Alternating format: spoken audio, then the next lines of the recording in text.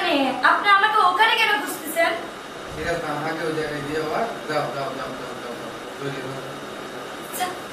এই থাম, কি করছিস তুই? কি করছিস তুই? আরাম দাদা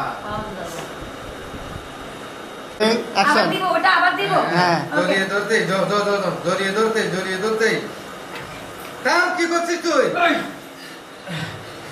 তোর ছোট ভাই ওর দিকে হাত বাড়াতে তোর একটু বুক কাঁপলো না? সে তোর ছোট ভাই বোনের মতো। সিরাজ বলো, সি ভাইয়া তুমি এতই খারাপ। ভাইয়া তুমি এত খারাপ, তুমি তো কোনো মানুষের কাতারে পড়ো না। মানুষের কাতারে পড়ো না। তোমার চেয়ে আমাদের বাসার পোশাক অনেক ভালো, কুকুরটাও অনেক ভালো।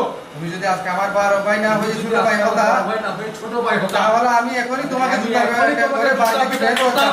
বের করে দিতাম। তাহলে তোমাকে আমি এখনই জুতা পেটা করে বাড়ি থেকে বের করে দিতাম।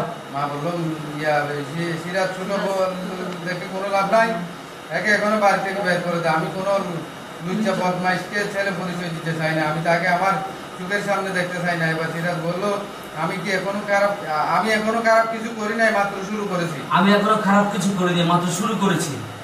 একটা পরে দাঁত ফেলে দেবো, বিয়ে দেবো, বাচ্চা কোথাকার এইসব কথা বলতে তোর লজ্জা লাগবে না? কিসের লজ্জা? তোমাদেরকে আমি কতবার বলেছি আমাকে বিয়ে করিয়ে দাও। কিসের লজ্জা? তোমাদেরকে আমি কতবার বলেছি তোমরা আমাকে বিয়ে করে দাও। তোমরা আমার ছোট ভাইকে বিয়ে করে দিয়েছো, আমাকে বিয়ে করিয়ে দাও না। তোমরা আমার ছোট ভাইকে বিয়ে করে দিয়েছো, আমাকে বিয়ে